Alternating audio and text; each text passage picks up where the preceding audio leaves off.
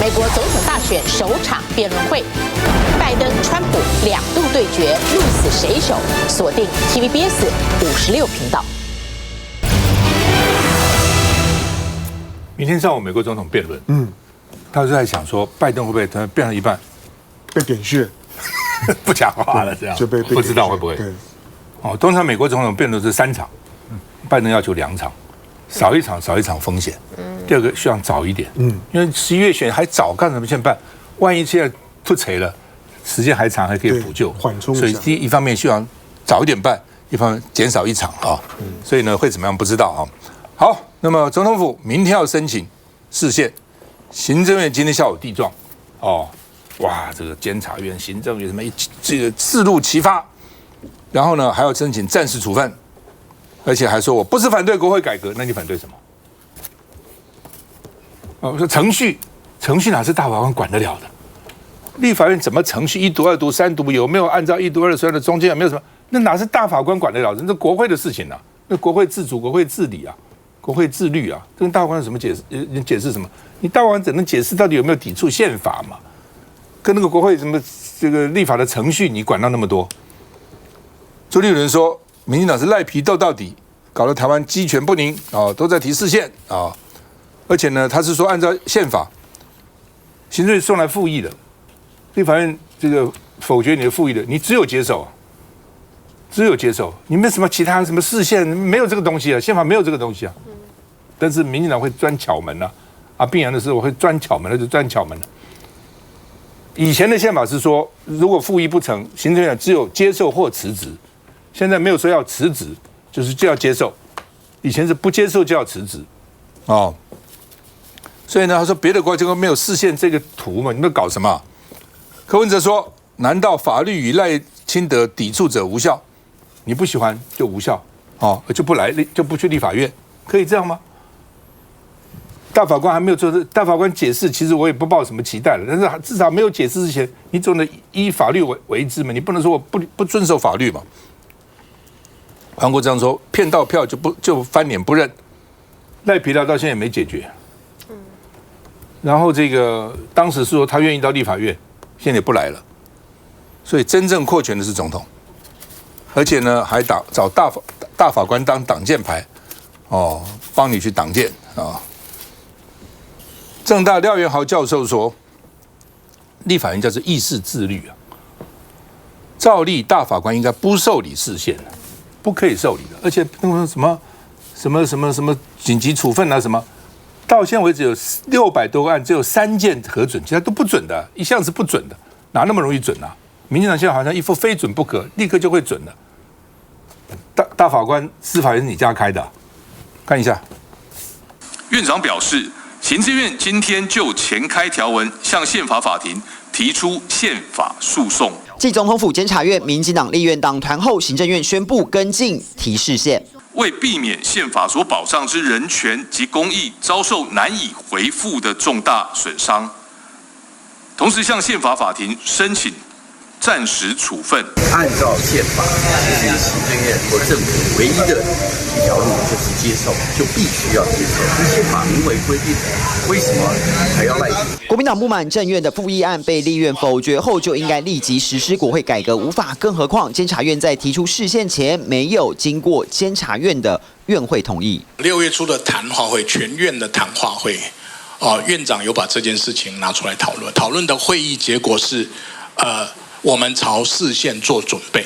监院强调，先送出释宪后再来补正程序。尽管国会改革无法已生效，但在释宪前，部会不配合国会改革，恐将沦为纸上谈兵。我觉得对于赖清德来说，他真的就是要决定硬杠了哦。但我觉得他可能不是那么单纯这个派系，他不是一个平行的派系。我觉得就目前看起来，因为以往过去像这个事情，假设是质疑这个执政党的话，通常是在野党炮轰。但你会发现呢，现在什么王定宇啊，这些民进党出来炮轰的不得了啊。王定宇事实上在过去这几个月被民进党内很多人开玩笑，我看很多媒体也报道说他跟赖清德输成。所以你说某个程度来说，他为什么这样炮声隆隆的去打这个于大雷？会不会是因为赖清德他认为他其实某个程度来说，萧美琴主管了对美关系，那问题是萧美琴是谁的人？萧美琴不是赖清德的人哦，所以呢，某个程度来讲，他过去是小英的人，现在可能是美国的人，对美国来说他是自己人哦，所以对于那个赖清德来说，他会愿意这个对美的关系都是由这个监军萧美琴来处理吗？那某个程度来说，于大雷等于是在延续的萧美琴这样的一个态势是美国要的人，所以是不是对于这个赖清德来说，他现在慢慢的在经过了这样的一个坐上位置之后，然后呢开始做的比较稳之后，他都要用他自己的方式，他自己的人来掌管所有的一切，我觉得这门是蛮值得关切的啦哦。那我说我刚刚讲这个是外交，但回过头来讲这个视线，我觉得他这个硬碰硬的态度已经到了我觉得匪夷所思，而且我真的认为现在是一个蛮重要的这个民进党嘴巴都说护民主，我觉得现在真的是一个护民主、护宪政的关键时刻。因为某个程度来说，你觉得赖清德他管理宪政吗？他现在就已经讲过说，这个中华民国宪法是灾难了，他现在真的让它变成灾难了。就对于宪法来说，你到底有没有在乎宪法？我举几个来讲，第一个，到底谁可以提释宪？所以某个程度来说，这几天很多的这个法学专家都跳出来了，因为你真正说立法院提释宪 ，OK， 大家觉得说你立法院提释宪比较可以，大家这个可以接受。但是呢，你总统提释宪，你监察院提释宪，刚才赵先也讲了，你行政院根本没有资格提释宪，行政院的释宪在宪法的条文当中直接告诉你，你这个复议不成就，你只有接受，没有第二条路。所以行政院敢提释宪，今天再提释宪，我真的觉得对他们来说，这个真的就是毁宪。那你说总统跟监察院可不可以提释宪？在过去这几年当中，许宗力我们这位司法院长所带领的，在宪法的诉讼法当中，他特别要求说，不要大家随便都提释宪。说他怎么做呢？他告诉大家说呢，释宪要有严格的条件规定。什么严格呢？你要有已经执行相关、行使相关的职权，就是你有职权的行使了之后，觉得窒碍难行有违宪之余，所以的话呢，我来提释宪。那请问现在这一个法令通过之后，已经执行了吗？没有执行啊！你总统被要求去立法院进行国情报告了吗？没有啊！你行政院发现你的这个调查权被分割了吗？没有啊！所以没有职权任何的行使，依照许宗力的所谓的宪法法庭当中，他就没有资格去提释宪，不应该提释宪。过去的话，前瞻条例立法院曾经提过释宪，在野党提出释宪被驳回，第二次还被驳回的理由就是。你们有人没有去表决举手投票，所以你没有执行你没有在行使你的职权啊。他在讲一句高金素梅啦，那你凭什么来提释宪？所以踢掉高金素梅这一票，就不到了释宪门槛了。所以他的意思说，你没有行使职权，所以不应该提释宪。那照这个说法来看的话呢，那你总统凭什么提释宪？你监察人凭什么提释宪？所以我觉得这是第一个，就是到底谁可以提释宪？那接下来就算你要提释宪，提释宪之前，在没有正式释宪之前，释宪有好几个可能性嘛。第一个不受理，第二个受理了以后不违宪，第三个局部违宪。第四个，通通违宪。有那么多的一个状况底下的话，你赖清德凭什么在释宪之前你就说那我不去立法院？你凭什么？就是在你释宪还没有这个结束出来前，你当然应该依照现在的立院的职权行使法去实施嘛。所以现在入立法院，你邀请蔡英那个赖清德来，你就应该来。我觉得就这么简单。所以对赖清德来说，基本上他根本眼中没有任何的宪法，所以没有所谓的中华民国宪法，所以讲了这么多。所以我觉得到目前为止，你说今天林濁水出来说，你当别人是宪法白痴吗？所以我觉得民进党把自己当白痴，你也不要把民众当白痴。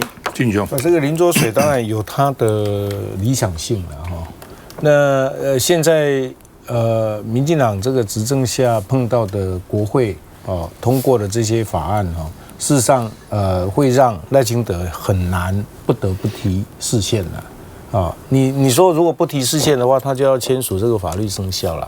已经签了，已经签了。你要签了才可以释宪啊！你没有签的话，这个法律不成立，怎么释宪？宪法规定非签不可了。对呀。第二个就是说你现在要总统去变成一个义务，而不是受邀我们宪法上面规定很清楚嘛。那我是认为赖清德是愿意去的但是你就是要发出邀请立法院要赶快回去决议，我要邀请总统到立法院来。那至于来了以后，他的报告之后到底是要同问统答，还是要一问一答？那个时候再说啊，大家可以政党协商嘛，可以协调。也就是说，立法院可以做这个动作，他不可能这个时候说我现在要去嘛，对不对？你立法院可以邀请他去。啊。但是他不会来呀。你不要预设嘛，他先讲了，不是他讲，你不要预设嘛，你就是先，这不是预设啊，也就是说整个这个过程啊，就是大家里面有太多情绪了，你知道吗？哦，太多情绪，那这个是一个难局啊，很难的这个局，我看没有人可以解这个局啊。哦，那你说大法官会议的解释最后会怎么样？不管怎么样，他都已经卷入这一场。他在遵宪的状况底下，可以有人提释宪，那就等待释宪结果。释宪大家都可以提啦，哈，因为我总统的权利啊被侵犯了，我当然可以释宪嘛。总统我一宪我是不需要即问即答，还要去备询呢，对不对？所以我是觉得哈，他有他的这个立场去提哈。那监察院也可以提啊，为什么监察院不能提？我的调查权，你立法院怎么可以？宪法、诉讼法，所以这一些能不能提嘛？这一些有人可以提，不是这几个单位。好了，不要，你如果不适格的话，那大法官会法庭就把它立法院、民进党立院党可以提啊。所以让大法官会议去做决定嘛啊，你说这个大法官会议是民进党的大法官会。你如果这种预设立场的话，那当然整个这个国家宪政就大乱嘛。没有预设立场的，其实不就是总统吗？他一直不断强调这叫国会扩权，在还没有被解释之前，你们就认为他是扩权，这才是未审先判的状态，不是吗？不，基本上就是说，我是不了解赖清德，你做个总统，你也做过立委，你也做过行政院长，立法院的质询对你也不是很生疏，去立法院就这个报告一下又怎样呢？而且立法院已经决议，并没有即问即答嘛，是说依序，就是比如他们是说，就是说这个几个人问完了以后，你再回答；几个人问完，或是党团问完，你再回答，而且都可以就是说政党协调的嘛，你就是不来，而且就说这是扩权，我真的不，宁愿在总统府开记者会，不愿意到国会去，这心态不很奇怪吗？需不需要再回来？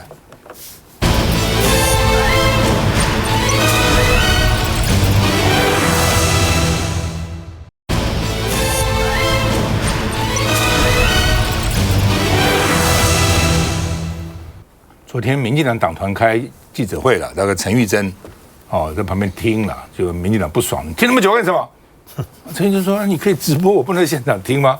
不行，我们开记者会，不要来。”徐小新说：“国民党54个立委都要团结，通通要支持这个陈玉珍。”他今天就呢，在民进党开会的记者会会外100公尺，1公尺，100公分，100公分，1公尺，他蹲在那里听，就是说。我有距离啊，我不是在你们的会场啊，然后说这个算不算我盯操你们啊？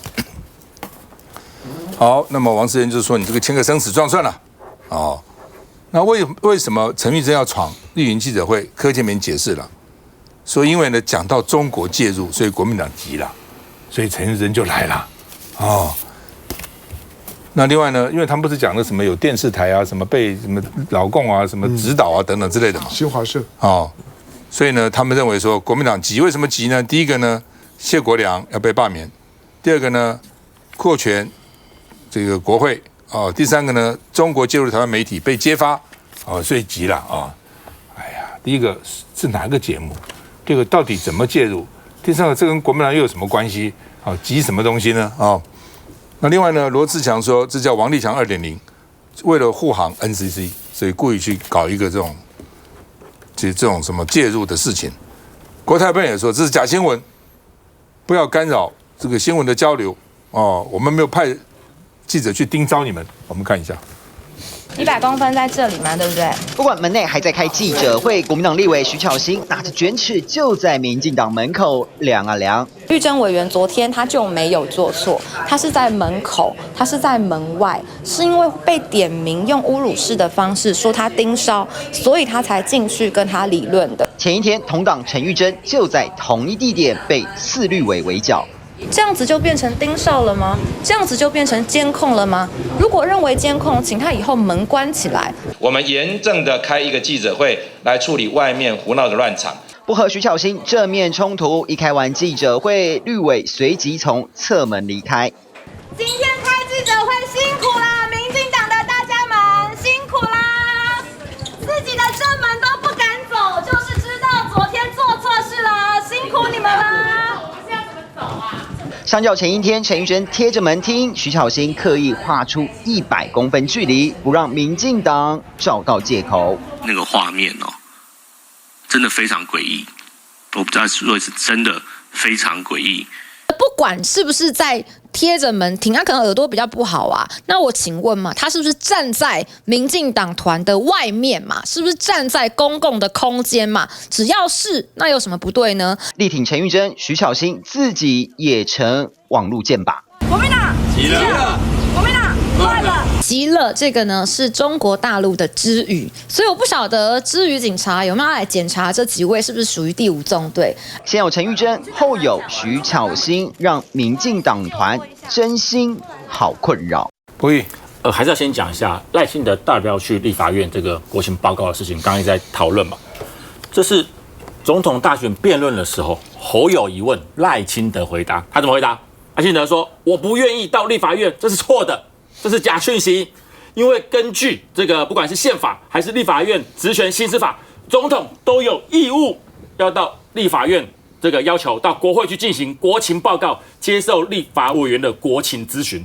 选前赖清德自己讲的，现在问赖清德要不要去立法院接受国情报告，他没说不要，他说要等市县有结果之后，他再决定要不要去立法院。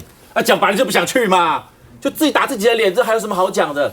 那现在选前讲得很好听，那选后嘞装作没有事情，这就是民党一贯的做法了。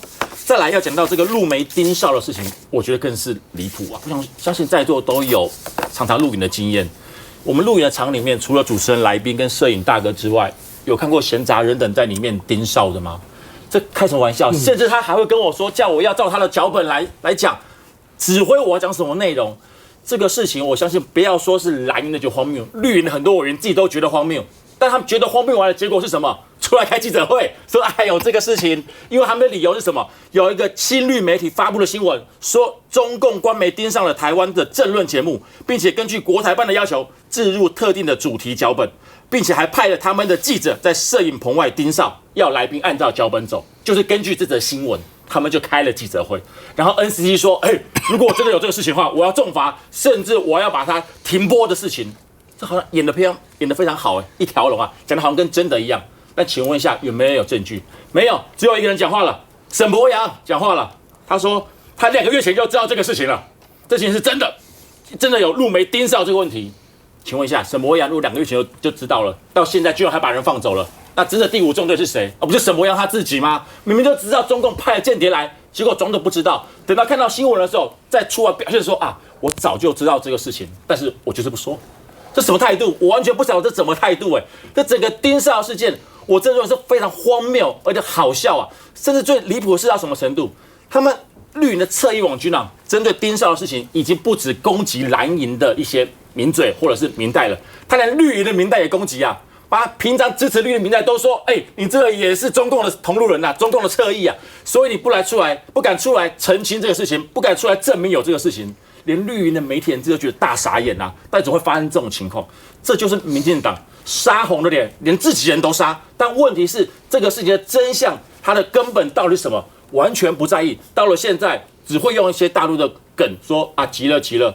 我不知道这有什么好急的，赶快让检调来处理这事情。如果真的有严办，如果没有，拜托民党的立法委出来道歉好不好？香龙。赖清德要不要到立法院？当然，释宪这件事情的荒谬性不止，就是说它有一个基本的宪法的文本告诉你，就是说，如果你原来复议没有过之后，行政部门应该用一个怎么样的态度去面对立法院？立法权被高举是现代宪政民主制度当中最核心的部分。虽然它是议事决，但是如果你不高举立法院，当代所有谈的所谓的民主跟宪制就不存在。行政部门即使呢你大权独揽，可是装也要装出来对立法权的尊重，这个是在制度设计上面的必然。虽然你委屈，虽然你会装，虽然你也当过立委，你知道是怎么一回事，可是你必须要装。第二个就是说，赖清德的困扰在于，在选前的时候辩论的时候，不要说呢，刚刚博弈讲的那些话。当你告诉我们中华民国宪法是灾难的时候，今天你要去释宪，不会很奇怪吗？能不能够释宪呢？不要每件事情都推给大法官，说我丢过去嘛，那大法官的去审嘛。大法官如果审了，认为呢这没违宪就没有违宪。事情不是这样子做的。因为每一个机构里面，譬如说行政院，行政院里面有一个很强但是很低调的单位叫做法规会。法规会本身呢，对于所有行政院要采取的动作，基本上面呢，法规会的意见呢非常的重要。这跟立法院里面的法规会呢是一样的意思。请问你的法规会的意见是什么？现在的所有的这些的政治体系里面的法规会，抓着法律几乎都在为政治服务，这个是呢最可怕的。好，那刚刚讲到就是有关于徐巧芯的部分。绿营当然现在一直在两岸关系当中呢做文章，总觉得呢升高两岸之间的这种的口水啦、对骂啦、情绪上面的挑动啦、含沙射影的指控，都有助于呢自己呢继续呢凝聚台湾内部呢就是说挺台独的选票，能够呢让自己的台独的根呢扎得更深，巩固呢所有的台独的立场。我们在录节目的时候呢，今天早上的新闻呢被证实了。早上的时间，当媒体用头版头条处理说，行政院陆委会呢即日起要调升对中国大陆及香港、澳门旅游，是陆港澳一体哦。大陆跟香港、澳门旅游的警示为橙色警戒，直接跳到橙色警戒。橙色警戒是什么意思？就是建议你非必要不要去。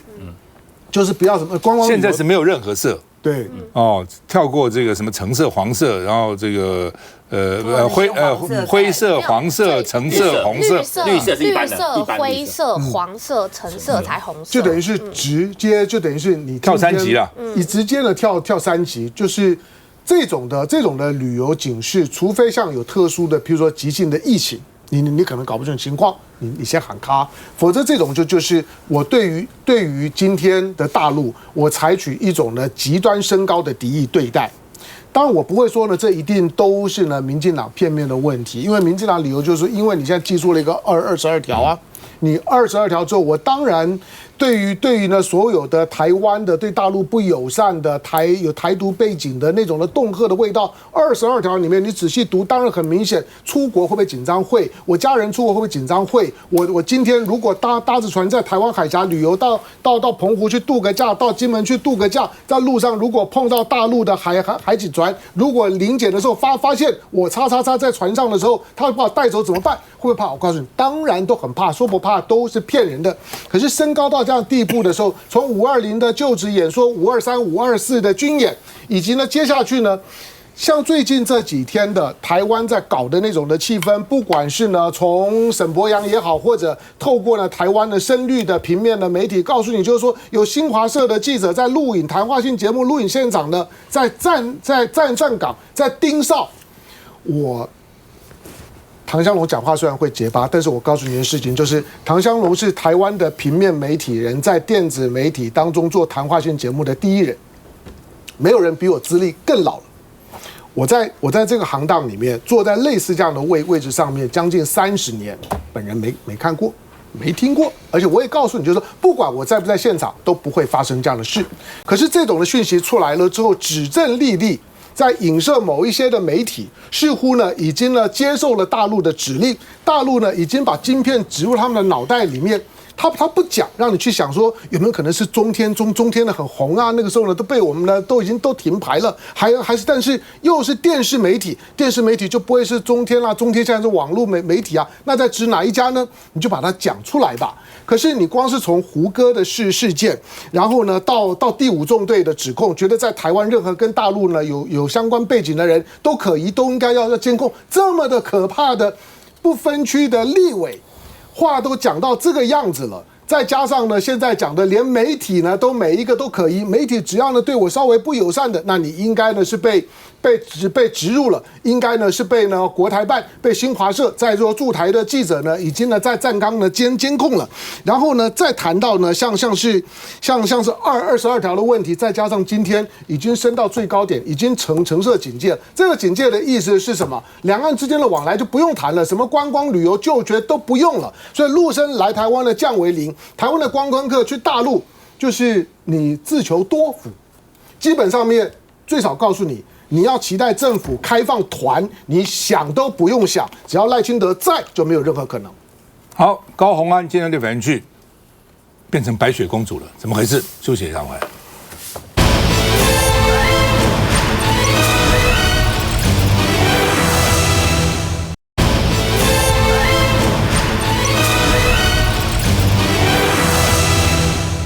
高虹安今天到立法院，为了那个财政收支划分法了啊，就是说因为新竹市那个所得很高的，新竹市啊、竹北啊什么很多那个房子很贵的而且涨得很凶。他说新竹市平均每个人交63万国税还不是地方税一共新竹市上缴中央2900亿，中央只补助他100亿，补助是全国最低的，因为他人口少嘛。他交税交的最多，所以呢不平则鸣，所以他到立法院去陈情。韩国瑜突然说：“你好像白雪公主，是什么意思？是说因为交税交的多像白雪公主吗？还是怎样是啦，他说旁边刚好有旁边刚好7位啦，所以是7矮人，不是簇有一个白雪公主。1、2、3、4、5、6，旁边还有一个人，7个人，好吧？但旁边人并不矮就是了啦。韩国瑜说，财政划分法的确有不公平的地方，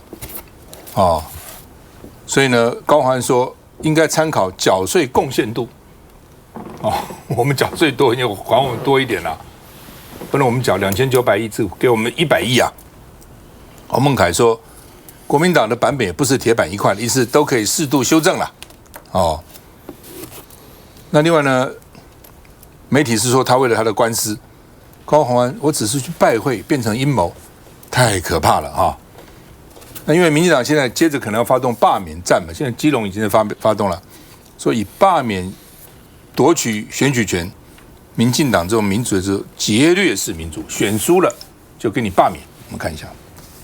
谢谢。好，1、2、3、4、5、6、7，你好像白雪公主一进来就先赞美一番。27号上午，新竹市长高虹安率领市府议会团队到立法院拜会国民党团，立法院长韩国瑜也亲自出席。我跟会长这边来看一下大家，来。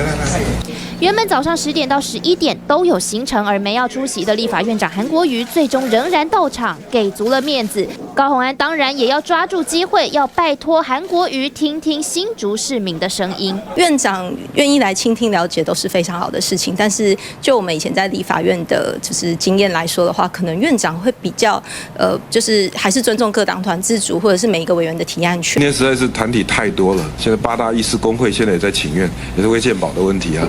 然后这个早上这个香港很多，今天活动很多，我们没办法陪大家太长时间。行程实在太满，但承诺不会忽略新竹市的声音。毕竟接下来国会战场就是财划法修法，但如果按照国民党版本，新竹市的分配税款将会变成全国倒数。我们的财政处就各个版本各个县市的情况都有做出大表的分析，所以就越分析越伤心。就每一个版本看起来新竹市的那个不管是说分成的数字或者是什么，都是就是在末段版。这趟北上陈情做足了功课，因为不止拜会国民党团，也先到民众党团。我们一年呢，新竹市可以上缴的国税有高达将近2900亿，我们却没有得到相对应对于财政努力的一个贡献。对中央的经费分配，似乎有好多话想说，亲自北上陈情，就盼能被重视，回到新竹市才好给个交代。现行的这个财划法其实对很多县市真的是很不公平了哈。我举例以我桃园市来讲我们的这个税我们的统筹分配款大概都在六都一直都是倒数第2，而且是长达5年之久我们大概都是后段的但是我们看到我们整个在这个上缴中央的这个税额，2015到去年我们大概上缴1兆8224万我举一个例子台南台南的部分在同一个时期它的创税是1兆791万。很清楚嘛，就比桃园低嘛，但是呢，他所得到的统筹分配税款却比桃园要多了大概1000亿左右。所以其实就是我举桃园市的例子，我们一直也是觉得非常的不公平可是我们看到，其实赖清德在2017年的时候，他其实自己说过，我在这一次的总质询当中，我也把赖清德讲话的影片放给卓荣泰看。2017年他说财划法真的非常不公平一定要修，他马上要责成这个行政院要修要提出这个院版来。然后我就问那个卓荣泰说，好。这个2017到现在6、7年的时间了嘛那现在当时的行政院长现在变成赖总统了，那你现在是他的这个行政院长，有没有要修？他说没有。为什么？因为时空背景不同了，我看不出来什么时空背景不同，让当时的这个赖院长变成赖总统之后，这个支票马上要这个跳票哦，然后他又说，因为我们要去这个征集地方的意见嘛，因为地方各个这个县市首长他的意见不一，我们大概征集了7年了，连这1-2年我们大概陆陆续续都开过很多跟地方的这些财政首长的会议啊，而且这个会议啊，其实高达10几个县市，大家是有共识的。那这个共识就是要希望现在大概16个县市的首长都说，我们能不能够把现在中央跟地方的这个比例现在是7:3，能够把它调整过去大概6:4左右。而且呢，我们都知道这几年来啊，我们的这个税收一直在超增，大概平均的超增都达到大概4000亿之多嘛。那是不是能够中央能够释出大概6400亿给地方大家来使用哦？那这个中央大家就说，我们目前没有想要这样的一个做法哦。所以其实我已经不想再说民进党双标这件事情了。现在连时空背景不同就可以拿来推翻自己过去所提出来应该做的事。其实我不要说他是换了位置换了脑袋，而是什么事情对他现在有利，他就往什么方向去走。好，那我们就来讲到这个罢免的这件事情哦。我想洪安过去也是我们在立法院的同事，那他现在变成这个新竹的这个县长市长。那他回来为他地方上来争取更多的这个税收，来让这个新竹来使用。我觉得大家去把它想成一个阴谋论哦，我觉得这个有点真的太过了啦哦。不过呢，我们可以确定的是，我想高虹安绝对是民进党非常痛恨的人之一啊，因为大家要知道，这个以前全党护一人护谁？林智坚，如果不是这个他出了这么多的问题当时我们桃园市就是要派林智坚来选，所以后来这个高虹安下去挑战也成了。那我相信啊，其实他们对于这个高虹安来讲，一定觉得这眼中钉肉中刺，恨不得拔掉。那现在的这个基隆的谢国良也是开始要做罢免，我必须要讲，为什么一直要做这种仇恨式的动员？到底啊以谢国良说，他做错了什么事了吗？他残害了这个新竹什么样的一个这个福国利民的事情没有做到，还残害了基隆市民吗？或者你抓到他什么明确的这个贪污的事证吗？等等，没有。那今天其实我觉得一直把这个罢免当做一个仇恨动员，甚至于把它当成一个这个选举的延续哦。我相信啦如果今天这样的仇恨的动员成功了，未来尤其是明年过后，那民进党掌控国家的机体，大规模的动员下去，只为了谋求他的政党利益哦，我想对台湾社会真的非常的不好。所以我们还是要不断强调，当家真的不要再闹事了啦。当家应该好好去看一下现在国政我们的外交到底现在发生什么样的状况，不要把你们自己党内的派系斗争把它放到国际舞台上面。我觉得这赖清德以及整个民进党，你们要好好的去想清楚。那我来回去讲一下那个财划法大家可以看财划法其实25年来没有修了，就包含到这一次的国会改革一样，有非常多的法案，因为过去25年来的不管是蓝执政、绿执政，不管是什么时候的政党轮替，永远都会把真正对于国家治理的法案，永远就是躺在那边。为什么？因为大家各自都有政党的利益在。那我觉得现阶段财政划分收支法其实正好是修这一条法最好的时刻，因为过往其实刚美玲委员有特别讲到，赖清德他时任他是台南市长的时候，曾经还说过，如果是一个有担当的总统，就应该要来同意来去修正我们所谓的财政收支划分法。为什么？因为不要再去看你的政党颜色来去决定地方的发展了。现阶段大家可以看到，过去8年来，只要你是绿油油，只要你跟着符合民进党的政策方向，你的中央统筹分配款永远都是最多的，甚至是高过于6都的各个地方的分配。那我觉得你可以看这一次为什么高虹安会特别邀集了各个党派，然后包含到了官员一起上去来去做一个澄清，因为大家知道，刚刚有特别讲到，新竹市1年缴了2900亿的税款，但是回配率只有3.5%，是非常的低啊，而且还是全国最低啊。但是大家知道吗？新竹因为科学园区大部分都是半导体的出口 ，ICT 产品我们在出口的税收其实还是可以退税的状态之下，所以在这个部分，新竹市的营业收入可能还会变成是负的，所以才会造成它的统筹分配款来说会被配到是它的分成是变得很低的，所以其实这对于就是45万的新竹市民来说是非常的不公平的。他们缴了国库缴了这么多了，但是我们要的发展，我们要的建设，却往往都会被颜色而改变。所以可以看到，为什么要全党互一人互？就算是林智坚，还是一样有不公平的状态，就是因为财政划分收支法的不平等。所以我觉得在这一块，真的今天不要分党派，财政划分收支法未来一定是利多各个地方县市，而且这也是真正能够福国利民、发展地方建设的地方。台湾原来是蛋鸡不够，蛋涨价，现在蛋鸡又太多了，到底怎么回事？休息一下再回来。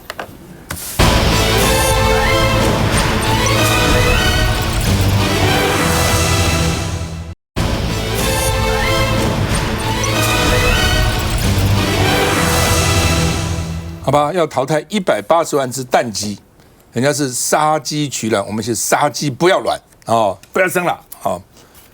前一阵子蛋鸡不够，进口啊搞半天了等等啊，进口蛋啊、进口鸡啊，所以这个管控一直有问题的哈。蛋价也是说3年新低啊，但是零售并不见得有，早餐店啊、茶叶蛋也不见得便宜了。去年以来消费鸡蛋减少哦，吃鸡蛋吃的少了哦。蛋实在是不错，蛋很好的哦，又好吃，对不对？然后又有营养哦，这太好了啊！昨天还说没问题，今天还说呢，进口鸡蛋呢是有行政瑕疵的，哦，就当时什么这些畜产会了，哦，当时说畜产会因为就用自己的钱买蛋，所以不受采购法的限制。而且发觉说畜产会都是农委会补助他的啊。怎么是不是都是自己的钱呢？都是农委会的钱啊，为什么还不受这个采购法的这个规定呢？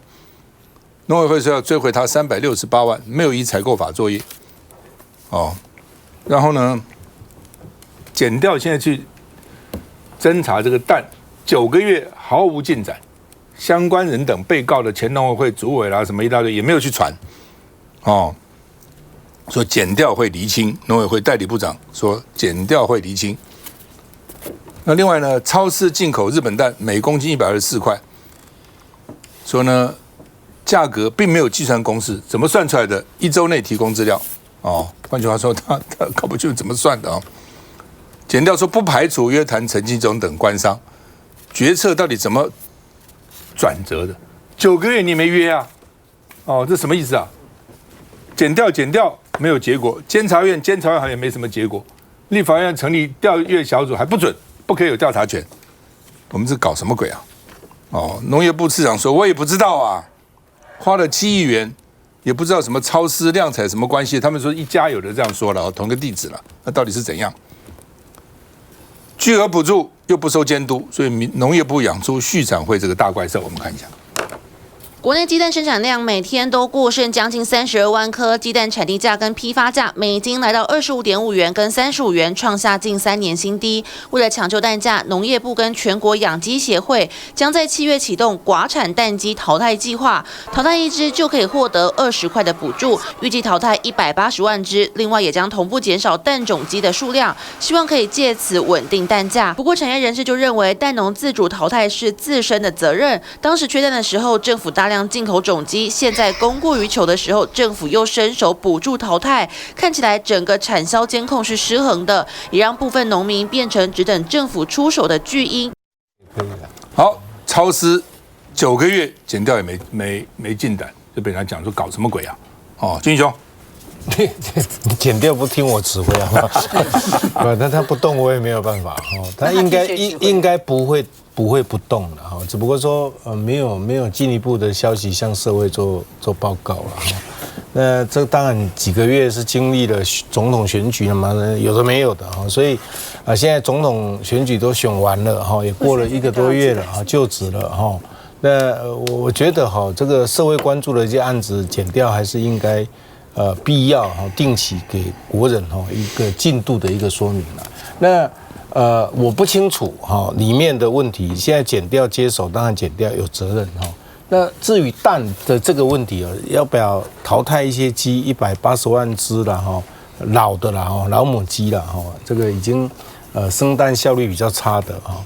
那我觉得哈，这或者是处理很多这种蛋的这个产销过程哈，供需过程失衡哦，我觉得都太太短线操作了，有一点了，太短线操作。那这个短线操作，如果你是一个平衡性的一个做法的话，那简单的不得了，一天32万颗蛋啊！如果说超过影响到市场上去，会影响到蛋价，造成这个蛋农的一个损失，那简单的很啊！你32万颗蛋，你是可以把它变成液体蛋。透过这个储存起来，那到时候是可以调配的，有那么困难吗？我实在是想不通。第二个这个农委会有说一个说法，我吓一跳说蛋价是蛋商跟蛋农自己去谈的，政府不介入，这个是什么意思？我觉得这个里面的学问很大水很深呐。是不是应该这个制度要有一定的改革？到底蛋商是谁在掌握？我要买你多少钱就买你多少钱，我市场上要这个供多少这个价钱的这货多少量，我来控制。那你政府如何去平衡这个所谓的蛋价？这个相当重要的一个民生的一个必需品。所以我觉得这里面好像有一些问题，水很深，是很深。洪孟凯说，国民党要成立他的小组会彻查到底。洪国昌说，量采跟超市关系很奇怪，怀疑背后有什么奇怪的交易。来，郑宇。其实你可以看这一次的国会改革为什么这么重要？我觉得超丝鸡蛋跟量采其实就是一个完全可以拿来去做一个非常好的表率，因为你看嘛，检调查到现在查到什么东西了吗？我们就说了，其实你可以从黄国昌以及我们张启开委员他开的记者会，他其实就非常明确的告诉大家了，在这一些公司还没有成立之前就有订单了。那这些订单却还没有合约，我觉得这些细节，我真的觉得不管今天是过去的蔡政府也好，或者现在是赖政府也好，你们都有这个权要去讲清楚。还有福报的6000万颗蛋到底在哪里？在哪里？你们通通没有讲得讲得不清不楚。现在又要淘汰180万的蛋鸡，那请问一下，你这些鸡被销毁了之后，淘汰之后，是不是又要再一波的缺蛋又来了？缺蛋又来，是不是又让你们顺这个势，又可以再继续进口这些鸡蛋？所以想请问一下。我觉得今天民进党政府，你们不要永远对于这些鸡农，永远都只有用补助的方式，你们补助去改善它的鸡舍，你们去补助让他们有更好的一个产能，但是你们现在却一直不断的用错误的政策来去压缩蛋农的空间。我觉得这民进党政府，你们再好好想清楚。事实上，农业部完全都没有一个政策可以去做一些这样的调节啦。前两天陈俊基说他说会发生过剩的原因就是消费者吃太少了。好，你们的错。那你记不记得之前那个陈其仲就说现在这个没有鸡蛋怎么办？吃鸭蛋，记不记得？然后国军要改吃这个豆制品，所以我觉得很多很可笑的啦。但讲到这个超丝我必须要讲，其实这次国会改革里面，当然有一个很重要的是调查权。那这个调查权，我相信在超丝这个案子当中，因为太离谱了，我相信我们大家努力认真去调查，一定可以水落石出的。因为一个50万资本额的公司，而且是突然之间把这个公司成立起来，然后呢就可以接到这么大的一个订单。那到现在，刚刚俊毅讲一个比较特别，他说这个因为这个中间呢，检调可能是不是有总统大选啦，还有什么事，很多事情在忙，这个有什么关系啊？对不对？9个月的时间，该查本来就应该要把它查出来了。9个月这么久，蓝轩。对啊，我是觉得到目前为止看起来这个司法检调的部分的话呢，动作事实上是真的太慢了，而且我有点怀疑，因为目前为止的话呢，立院的调查权有一个说法，就是说你要尊重行政特权，然后你要尊重司法调查中的案件，通常不在调查委员会或者小组行使的范围之内。所以如果真的是这个样子的话，那会不会目前呢成立这个调查小组之后没有办法去针对这个超市去做应该要做的调查？那所以这个司法会是用来掩护有关于目前看起来呢这个超市跟什么量采当中很可能的一些图利厂商也好，还是官商勾结也好，我不知道。我觉得要接下来这个问题事上是需要被厘清相关的权责的。昔有杀鸡取暖，今有杀鸡停暖。为了不要吃蛋，把鸡都杀了，这个大概只有我们赖政府做得出来吧？之前缺蛋的时候，农业部的做法是紧急买蛋，疑似图利特定厂商。今年蛋太多，农委会直接就是淘汰蛋鸡，把鸡要杀光。这是一个政府该做的事情吗？它应该是要未雨绸缪，好好的平衡市场机制，而不是永远只会头痛一头，脚痛一脚，到最后用一些最奇怪的方式来处理这个蛋的问题。如果鸡杀光了，都淘汰了，明年又缺蛋怎么办？专案继续再买下去吗？再买鸡，再买蛋。对，香龙，蛋会是一个周期性的问题，而且蛋是特殊规格的农产品，因为这是联合国作为检测一个国家社会的一个生存水平的。所以你的蛋的管控非常重要。我也不会觉得说，今天如果你的农委会认为就是说呢，政府不介入到就是说蛋商跟蛋农之间的这个洽谈，那你就不要规定产地。因为当你定了产地，中国大陆不可以，什么地方不可以之后，它的选择空间就很小了。当然，大家好奇的就是说，为什么能够做到这些独门生意的都需要有